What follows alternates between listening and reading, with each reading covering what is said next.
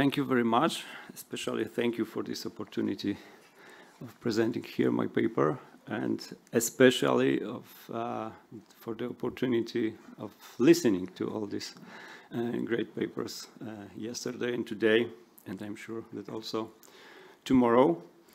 And the printing house of the Jesuit College in Poznań was established in 1677 by Bartłomiej Nataniel Wąsowski, rector of the college and a prominent figure in the Polish Jesuit community.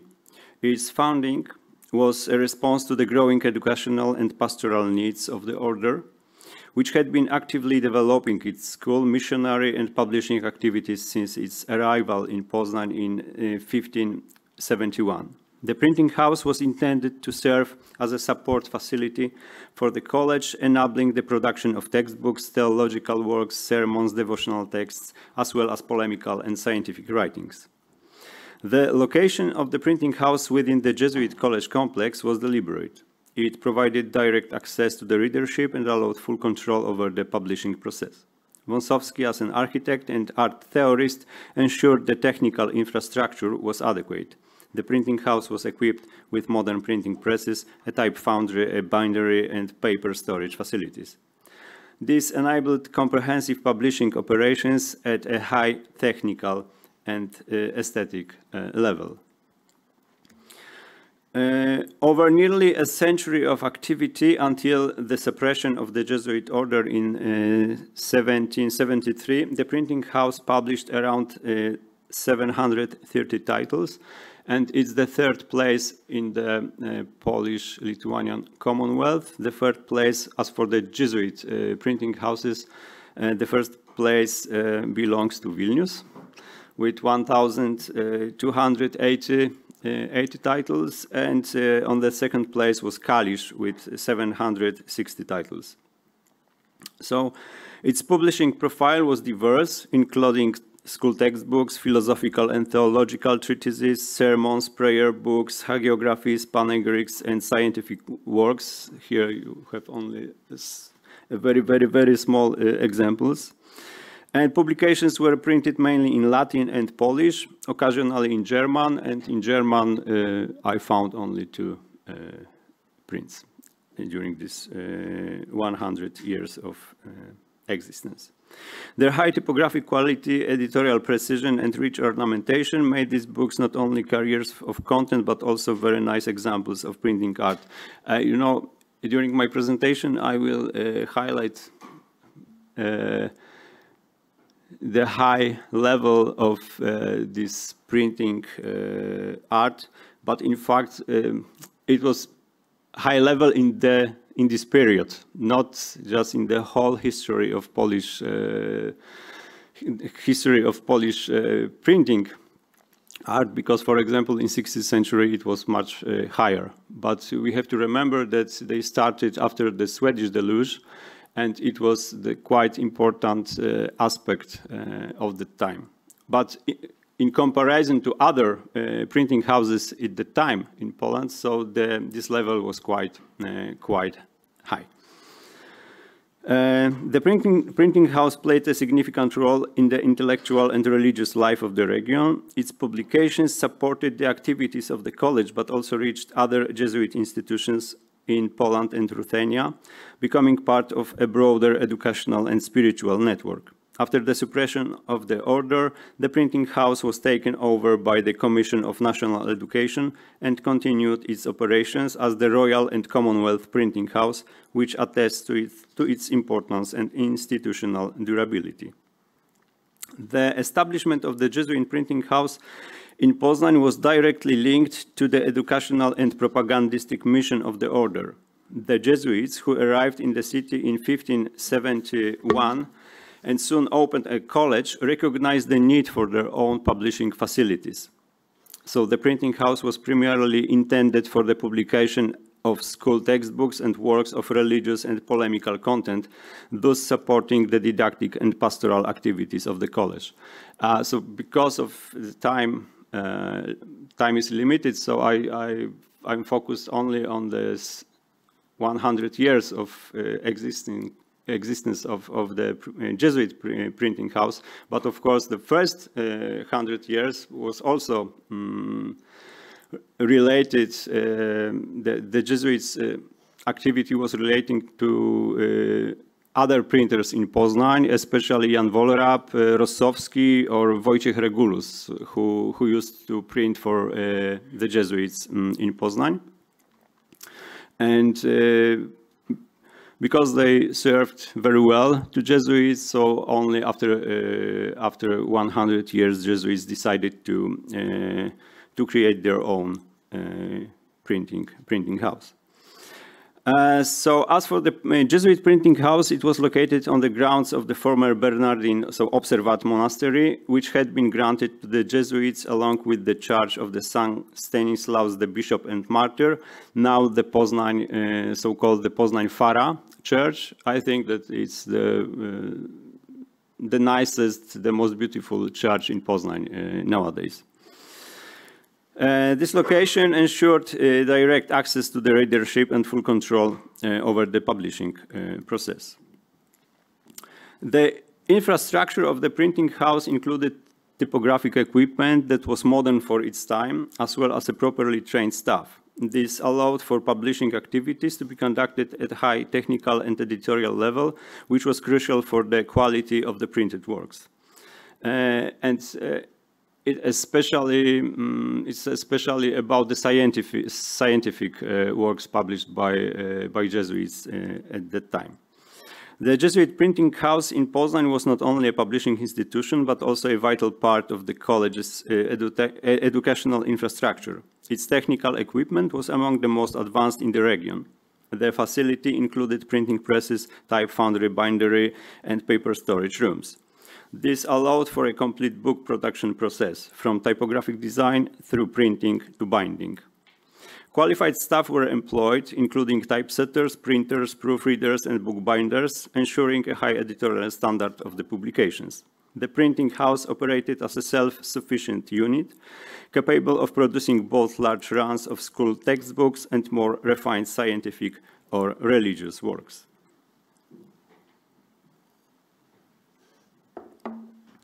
Its operations were closely integrated with the needs of the college. The publications reflected the curriculum, supported pastoral missions, and served as a tool for the ideological communication of the Jesuit order. Among the most notable works of the time were Geometria Practica, news from various countries, or Historia Naturalis. These publications not only supported teaching in Jesuit colleges, but also documented the development of knowledge and culture in Baroque era period. The aesthetics of publications produced by the Jesuit printing house in Poznań were inseparably linked to Baroque visual culture and the educational and religious mission of the order. The Jesuits, as educated and art-conscious individuals, placed great importance on the form of communication, believing that beauty could support truth and deepen spiritual experience. Therefore, typography, graphic layout, and ornamentation were carefully considered and subordinated to the idea of harmony between content and form. The Jesuit printing house in Poznań stood out not only for its rich publishing output, but also for its quite high typographic and graphic standards, and its equipment included a full set of typographic tools, mentioned above, printing presses and so on. It contained also decorative graphic elements such as initials, tailpieces, endpieces, vignettes, or illustrations. So, according to Jan Sujka, the printing house used a variety of typefaces, including classical Antiqua, serif fonts, and more decorative Baroque styles. Antiqua, Italic, Tertia, Versalix, and so on and so on. And fonts were selected based on the nature of the publication. Theological and philosophical texts were printed in simple, readable typefaces, while sermons, panegyrics, and devotional works often featured more ornate lettering. The in-house type foundry allowed for the creation of fonts tailored to the college's publishing needs. Initials Initials played a special role in the aesthetics of the publications, and in this printing house, they had, as for now we know, they had at least 25 series of initials. So large decorative letters marking the beginning of chapters or important sections. The Jesuit printing house used woodcut and copperplate initials, often richly adorned with floral, geometric, or religious motifs.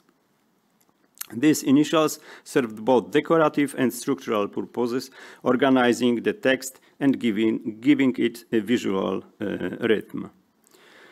Tail or end pieces, ornamental elements used to close chapters or pages, were another graphic feature commonly found in Jesuit publications, and there were many in their craftsman or in their printing house.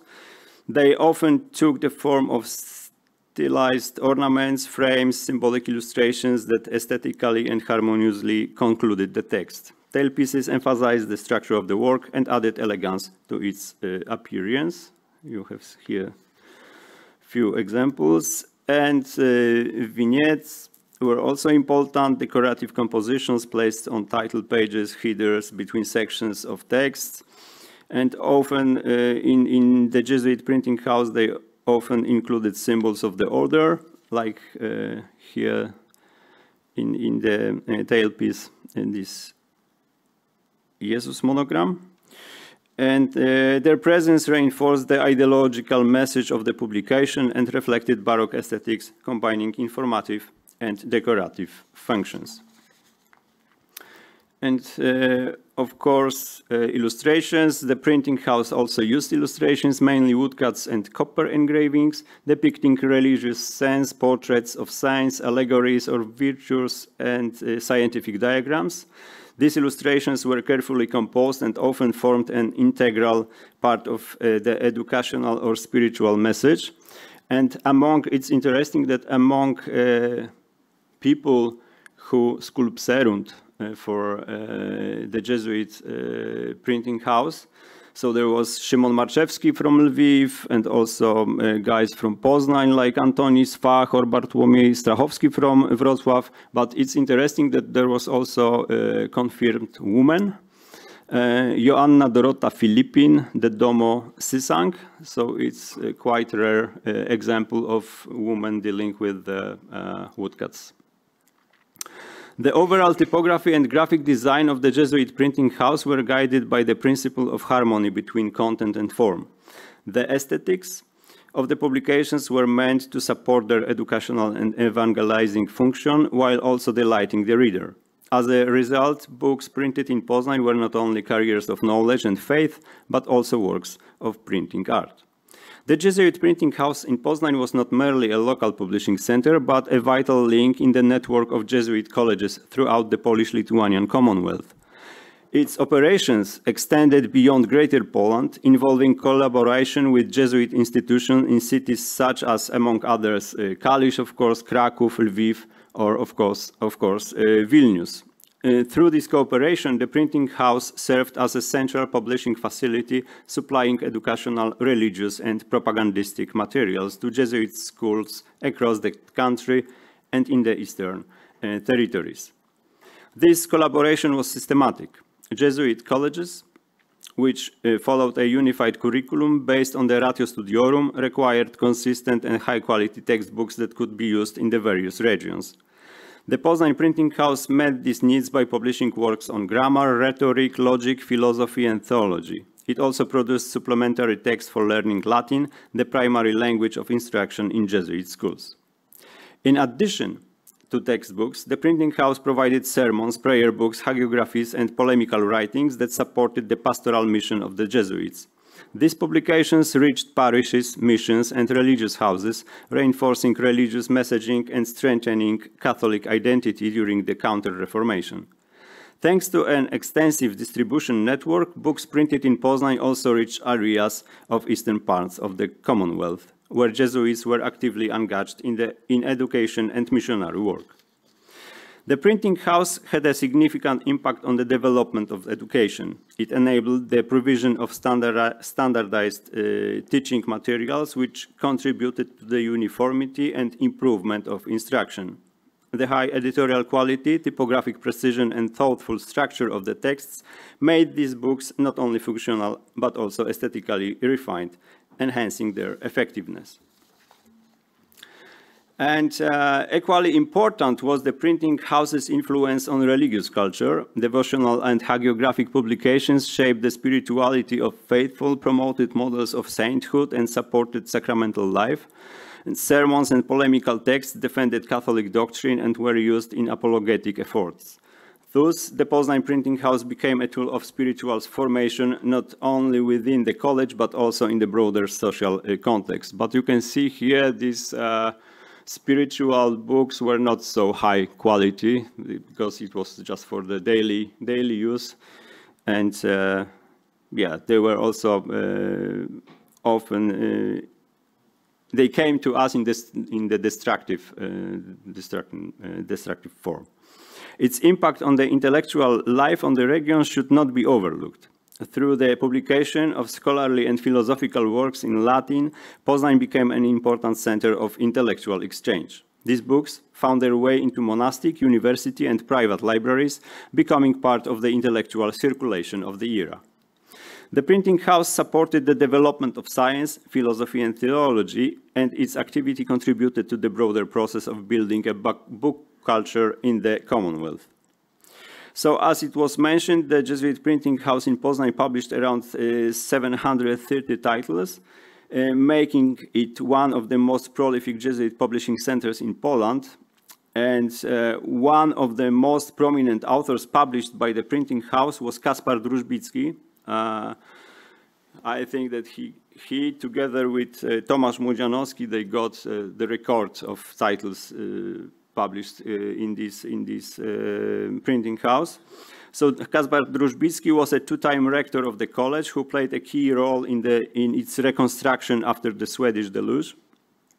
And another significant figure was mentioned, Tomasz Młodzianowski, rector of the college from 1680 to 1683, whose sermons were frequently printed and distributed. His homiletic style combined deep theology with Baroque rhetoric, making it an effective pastoral tool. And what is worth mentioning that Młodzianowski was also a key person together with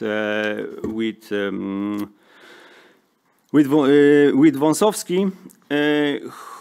Thanks to him, the Jesuit printing house was born. And particularly noteworthy publication was by Bartłomiej Nataniel Wąsowski, founder of the printing house mentioned.